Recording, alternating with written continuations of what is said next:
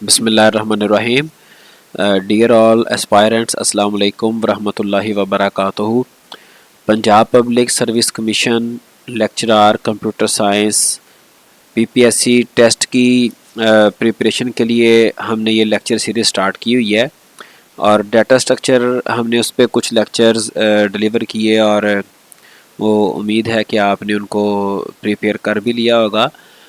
तो अब हम स्टार्ट कर रहे हैं operating system, which is very important subject in terms of PPSC paper. इसमें से इस सब्जेक्ट में से भी काफ़ी सारे एमसीक्यूज़ पूछे जा सकते हैं और पूछे जाते रहे हैं। तो आज हम देखते हैं हम ऑपरेटिंग सिस्टम में क्या क्या हमने कवर करना है और कुछ रोड मैप भी डिस्कस करेंगे, कुछ बेसिक्स आज हम देखते हैं इंशाल्लाह ताला।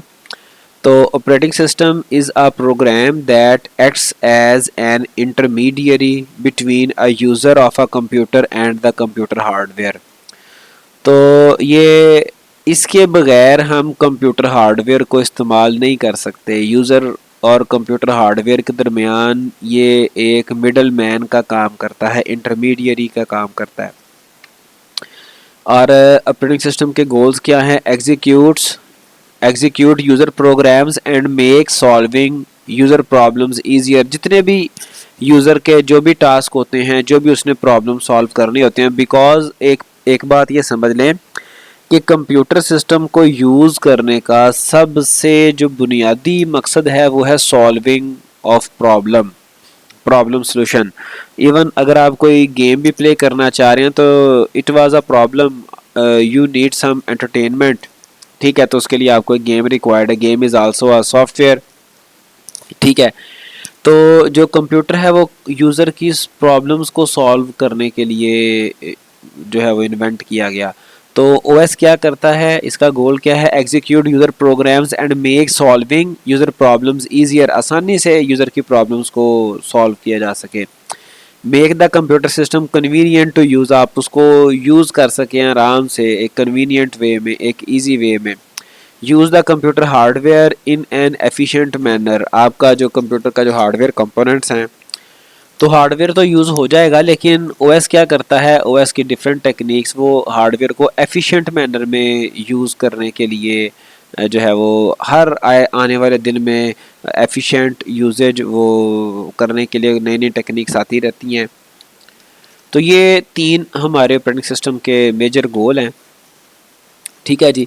अब कंप्यूटर सिस्टम के जो कंपोनेंट्स हैं, हार्डवेयर है, ऑपरेटिंग सिस्टम है, एप्लीकेशन प्रोग्राम्स हैं, यूज़र्स हैं, तो ये किस तरह से इंटरेक्ट करते हैं? यूज़र इंटरेक्ट करता है, ये एप्लीकेशन प्रोग्राम के ज़रिए से इंटरेक्ट करेगा। ज़ाहिरी बात है, जैसे मैंने आपको मिसाल दी, गेम की मिसाल दी, कंपाइलर्स हो सकते हैं, वेब ब्राउज़र्स जैसे मोज़िला फायरफॉक्स है, गूगल क्रोम है, इंटरनेट एक्सप्लोरर है, डेवलपमेंट किट्स हो सकते हैं, फिर इसके अलावा कोई और सॉफ्टवेयर भी हो सकते हैं। यूज़र डायरेक्टली एप्लीकेशन प्रोग्राम्स के साथ इंटरेक्ट करता है, एप्लीकेशन प्रोग्राम्स इंटरेक्ट करते हैं ऑपरेटिंग सिस्टम के साथ। ऑपरेटिंग सिस्टम फिर मल्टीपल फंक्शनैलिटी के लिए उसे हार्डवेयर को जो है वो इंटरेक्ट करना पड़ता है। और हार्डवेयर में फिर सीपीयू है, मेमोरी है, आईओ डिवाइसेस हैं, इसके अलावा बेशुमार चीज़ें हैं। तो ओएस इन तमाम चीज़ों को ये देखें, यूज़र और हार्डवेयर के दरमियान इंटरमीडियरी है, इसने तमाम चीज़ों को मैनेज करना है, सारे हार्डवेयर को इसने मैनेज करना है, ठीक है, यूज़र को इसने फैसिलिटेट करना है। ओके, कंप्यूटर सिस्टम ऑर्गेनाइजेशन, ये सारे टॉपिक्स हम आगे इसको डिटेल में देखेंगे। आज हम सिर्फ एक जनरल से डिस्कशन इसके ऊपर कर रहे हैं। Computer system operation, one or more CPUs, device controllers, connect through common bus, providing access to shared memory.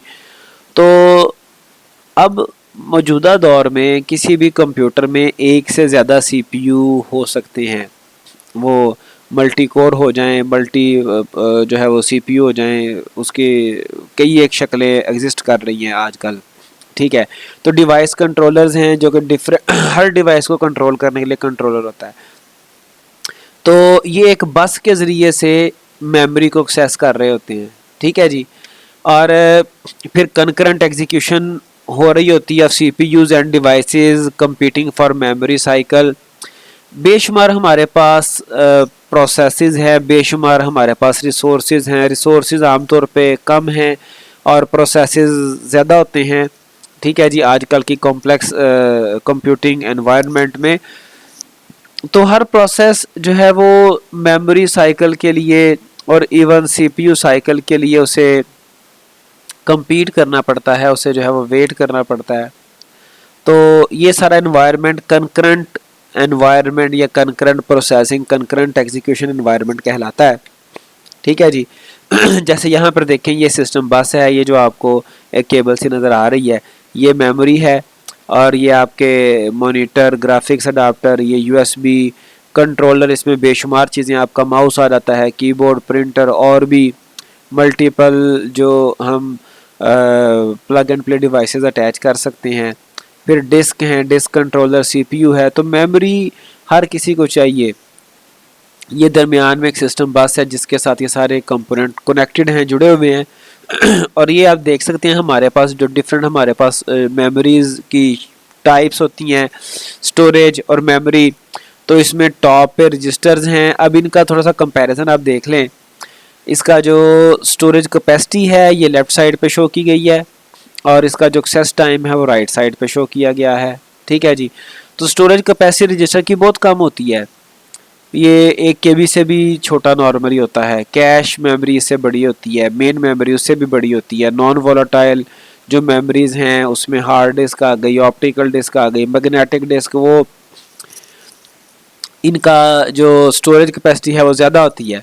अब जितना, एक तो यहाँ पे ये इसने इक्वेशन दिखा दी ना कि इसका साइज़ बता दिया, एक्सेस टाइम बता दिया।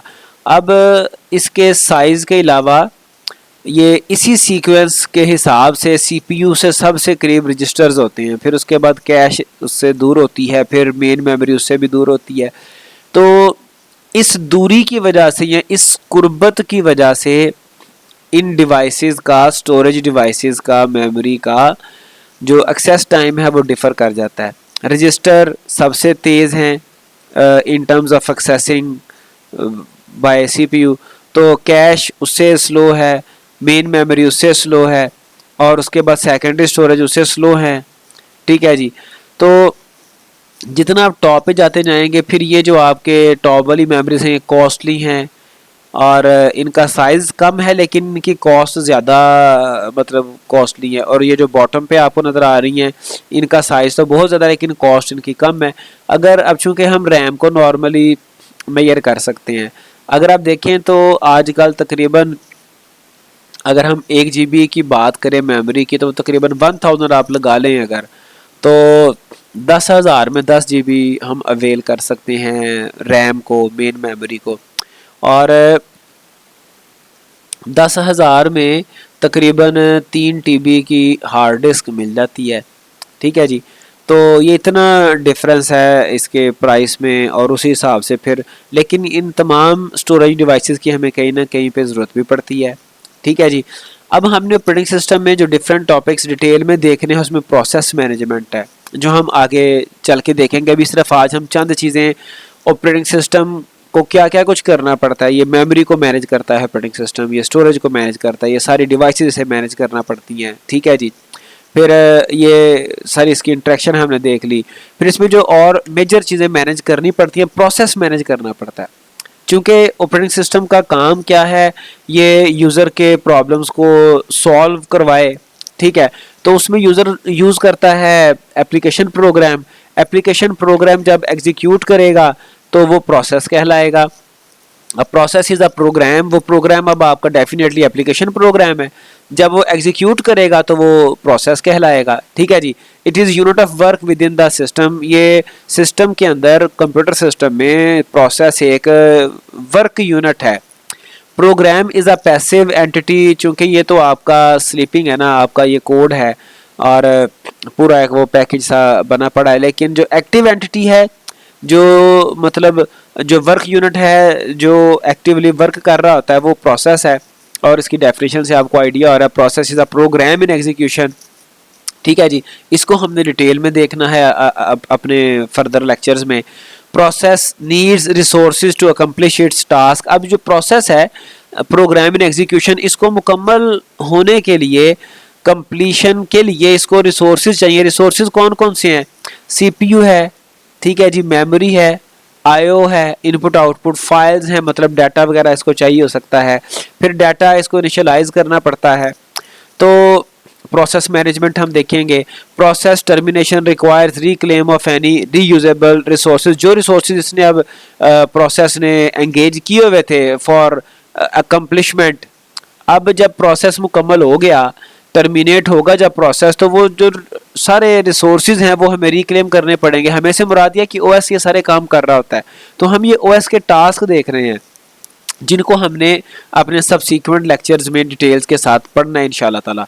फिर एक सिंगल थ्रेडेड प्रोसेसेस हैं जो कि जिनमें एक प्रोग्राम काउंटर वर्क कर रहा होता है जो कि नेक्स्ट इंस्ट्रक्शन को इंडिकेट कर रहा होता है। अगर आपके मल्टी थ्रेडेड, ओके अभी मल्टी थ्रेड अभी बाद में है, process executes instructions sequentially one at a time until completion, वो उसको सीक्वेंशियल वे में कंप्लीट करता है। फिर अगर मल्टी थ्रेडेड प्रोसेसेस की बात करें तो वहाँ पर हमारे पास एक जो प्रोग्राम काउंटर है वो एक थ्रेड के लिए, थ्रेड के साथ चाहिए होता है, तो हर थ्रेड के साथ एक program counter PC register work कर रहा होता है।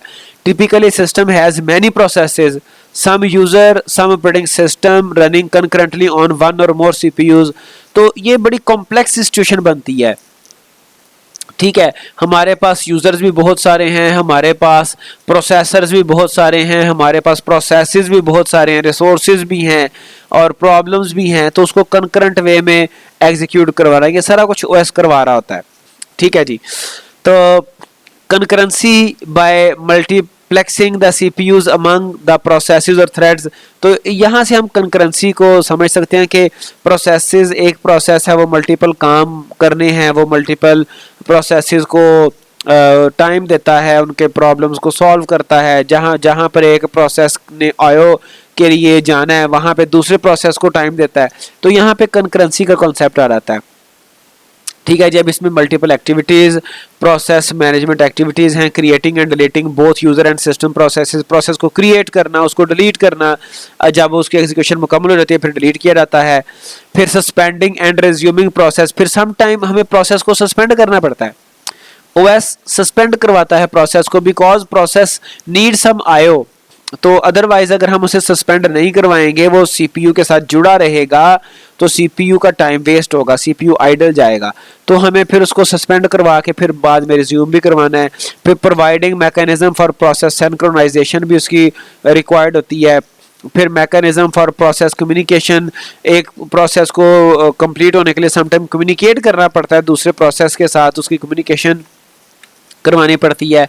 Providing mechanism for deadlock handling, some time हमारे डेडलॉक आ जाता है। डेडलॉक क्या होता है कि एक प्रोसेस है उसने एक रिसोर्स को पकड़ा हुआ है, ठीक है, और अब ये इस रिसोर्स को कब छोड़ेगा कि इसे एक और रिसोर्स चाहिए, जब वो मिलेगा तो तब ये इस रिसोर्स को छोड़ेगा, चूंकि इसकी एग्जीक्यूशन मुकम्मल नहीं हो रही, ये एक प्रोसेस है कोई, ठीक है। अब ये वाला जो प्रोसेस है ये इसे चाहिए, प्रोसेस ए को ये वाला रिसोर्स चाहिए, ठीक है, लेकिन प्रॉब्लम क्या हुई है कि ये वाला जो रिसोर्स है ये किसी और प्रोसेस ने एंगेज किया हुआ है, ठीक है जी। ये ए हमारा प्रोसेस है, ये एक रिसोर्स है, रिसोर्स 1 है, ये रिसोर्स 2 है, प्रोसेस ए को रिसोर्स 2 चाहिए, रिसोर्स 1 इसने पकड़ा हुआ है, रिसोर्स 2 इसे चाहिए, लेकिन मसला क्या है, प्रोसेस बी है उसने रिसोर्स 2 को एंगेज किया हुआ है, इसे रिसोर्स 1 चाहिए, तो इस तरह की सिचुएशन बन जाती है, डेडलॉक आ जाता है। जिस तरह से हमारे अगर हम रोड्स की बात करें, ट्रैफिक की बात करें, तो ट्रैफिक में क्या होता है जी कि एक रोड है, रोड एक रिसोर्स है, ठीक है, 2 गाड़ियां यहाँ पे खड़ी हैं, ठीक है जी, और 2 गाड़ियां इनके सामने खड़ी हैं, इन्होंने रिसोर्स को जो है वो ऑक्युपाई किया हुआ है, और ये वाली गाड़ियां कह रही हैं कि जी ये पीछे हटें, ये रिसोर्स को वेकेंट करें, हम गुजर जाएं, फिर जो है वो ये गुजरे, अब ये चाह रहे हैं कि दूसरे वाले यही काम करें कुर्बानी दें, तो इसी वजह से हमारे रोड्स के ऊपर भी ट्रैफिक जैम होती है, कंप्यूटर सिस्टम में भी यही सिस्टम चलता है, तो उसको हमें रिजॉल्व करना पड़ता है। फिर मेमोरी मैनेजमेंट का कॉन्सेप्ट है, to execute a program all or part of the instruction must be in memory, memory में हमारा प्रोग्राम रिजाइड करता है जिसने एग्जीक्यूशन जिसकी होनी है, फिर कुछ डाटा भी हमारा मेमोरी में रिजाइड करता है, फिर हमें मेमोरी को मैनेज करना पड़ता है, ठीक है, क्यों, क्योंकि जो हमारे प्रोग्राम्स हैं वो सम टाइम, मेमोरी तो हमारी हो गई 8 GB हो गई, 16 GB हो गई, प्रोग्राम हमारे हैं वो 10-10 GB के, 20-20 GB के। ठीक है जी, डाटा हमारा इतना बड़ा वो उनका है, उसमें 8 GB डाटा है, 7 GB डाटा है, तो लेकिन रैम हमारी कम है, उसमें बेशुमार प्रोग्राम, बेशुमार डाटा पड़ा हुआ है, आना चाह रहा है। तो होता क्या, उसका कुछ पार्ट हम मेमोरी में रिजाइड करवाते हैं जो इंपॉर्टेंट है, बाकी पार्ट डिस्क पे पड़ा होता है। तो इस मेमोरी को भी मैनेज करने की ज़रूरत है। ठीक है जी, अब मेमोरी मैनेजमेंट एक्टिविटीज़ क्या क्या हैं? Keeping track of which part of memory are currently being used and by whom, कौन सा पार्ट उसका यूज्ड है और किसने यूज़ किया हुआ है, किस डाटा ने, किस प्रोग्राम ने। फिर डिसाइडिंग विच प्रोसेसेस और parts thereof and data to move into and out of memory, ये भी हिसाब किताब रखना पड़ता है कि प्रोसेस, कौन सा प्रोसेस और कौन सा डाटा मेमोरी में मूव कर रहा है या मेमोरी से निकल रहा है। ठीक है, ताकि पता चले कौन सी मेमोरी यूज्ड है, कौन सी वेकेंट है। Allocating and deallocating memory space as needed, तो ये सारे काम ओएस को करना पड़ते हैं। ठीक है, फिर सीपीयू हमारा एक रिसोर्स है जिसको ओएस को स्केड्यूल करना पड़ता है। जैसे मैंने आपको बताया कि मल्टीपल प्रोसेसेस हैं जिन्होंने सीपीयू को यूज़ करना है, सीपीयू ने उनके प्रोसेसेस को एग्जीक्यूट करवाना है। ठीक है, तो a process is executed and it must have to wait typically for the completion of some IO request. तो प्रोसेस एग्जीक्यूट होते हैं और उनको सम टाइम आईओ के लिए वेट भी करना पड़ता है। ठीक है, अब इस वेट के दौरान वो जो सीपीयू है वो वेकेंट रहता है। During the time period of IO request CPU sits idle, CPU idle रहता है। ठीक है, तो ओएस का काम क्या होता है कि सीपीयू आइडल ना रहे, बल्कि यहाँ पे जो हमने पीछे पढ़ा था कि सीपीयू क्या करता है, इन प्रोसेसेस को वो सरेंडर करवा लेता है, वो सीपीयू से मतलब उसको प्रोसेस को सस्पेंड कर देता है। ठीक है, और वो अपनी आईओ मुकम्मल करता है और आईओ मुकम्मल करने के बाद वो फिर रिज्यूम कर सकता है अपनी प्रोसेसिंग। ठीक है जी, by switching the CPU among processes the operating system can make the computer more productive, वो सीपीयू की प्रोडक्टिविटी बढ़ जाती है। तो सीपीयू स्केड्यूलिंग हम देखेंगे, फाइल सिस्टम मैनेजमेंट देखेंगे, OS provides uniform logical view of storage. आपको नहीं आइडिया होता कि इसमें 2 हार्ड लगी हैं, 3 लगी हैं, कौन सा डाटा हार्ड से आ रहा है, कौन सा डाटा जो है वो एसएसडी से आ रहा है, कौन सा डाटा यूएसबी से आ रहा है। एक यूनिफॉर्म, एक लॉजिकल व्यू ऑफ स्टोरेज ये प्रोवाइड करता है। File is the fundamental concept about storage medium, तो वो एक फंडामेंटल आपका कॉन्सेप्ट है, फाइल को मैनेज करना ओएस का काम है। Each medium is controlled by device driver. ठीक है जी, varying properties include access speed, capacity, data transfer rate, access method, sequential है या रैंडम है। तो ये फाइल सिस्टम मैनेजमेंट को देख ओएस इसको भी मैनेज कर रहा होता है। इसको भी हम देखेंगे डिटेल से अपने इस कोर्स में इंशाल्लाह ताला। ओके, तो जैसे आप यहाँ पर देख सकते हैं कि आपके पास डिफरेंट जो है वो स्टोरेज हैं, रजिस्टर्स हैं, कैश है, मेन मेमोरी है, सॉलिड स्टेट डिस्क है, मैग्नेटिक डिस्क है। सबका जो साइज है टिपिकल क्या होता है, less than 1 KB register, cash less than 16 MB, memory less than 64 GB, solid state less than 1 TB, magnetic disk less than 10 TB। तो अब तो ये चीज़ें इसके बियॉन्ड भी करंटली अवेलेबल हैं। इम्प्लीमेंटेशन टेक्नोलॉजी, इनकी एक्सेस टाइम, इनका जैसे हमने कहा था रजिस्टर का एक्सेस टाइम कम है, 0.25 से 0.5 नैनो सेकेंड, 1 नैनो सेकेंड से भी कम। फिर ये हाफ नैनो सेकेंड से लेकर 25 नैनो सेकेंड कैश। अगर आप सॉलिड स्टेट की देखें तो ये क्या इसका अच्छा खासा एक्सेस टाइम है, और इसी तरह से मैग्नेटिक डिस्क का उससे भी ज़्यादा। ठीक है जी, तो ये चीज़ें सारी हमने अपने कोर्स में देखनी है। आईओ स्ट्रक्चर, जैसे हमने कहा था कि बस के साथ सारा हमारा कंप्यूटर कनेक्टेड है, हार्डवेयर सारा, और उसको रैम को अवेल करता है। सीपीयू को 2 मेथड्स फॉर हैंडलिंग आईओ, एक है after IO starts control returns to the user program only upon IO completion, जो कंट्रोल है बस उस वक्त ही रिटर्न होगा वापस जब आईओ मुकम्मल हो जाएगी। एक ये आईओ करने का तरीकाकार है। एक दूसरा तरीका है after IO start control return to user program without waiting for IO completion, जब आईओ कंप्लीट होगी तब देखा जाएगा, लेकिन कंट्रोल आपका विदाउट कंप्लीटिंग वो रिटर्न हो जाता है और प्रोग्राम बाकी किसी और पार्ट के ऊपर एग्जीक्यूशन वगैरह होती रहती है एंड सो ऑन। तो ये हमने आईओ स्ट्रक्चर को देखना है, पढ़ना है डिटेल के साथ। तो ये इसके अलावा भी कुछ चीज़ें हैं जो हम अपने ऑपरेटिंग सिस्टम कोर्स में देखेंगे, और specifically Punjab public service commission के कंप्यूटर साइंस लेक्चरार के इम्तिहान में जिस तरह के क्वेश्चन जो इम्पोर्टेंट टॉपिक्स हैं उनको हम फोकस करेंगे इंशाल्लाह ताला। तो बहरहाल आज के लिए इतना ही। टेक केयर, अल्लाह हाफिज़।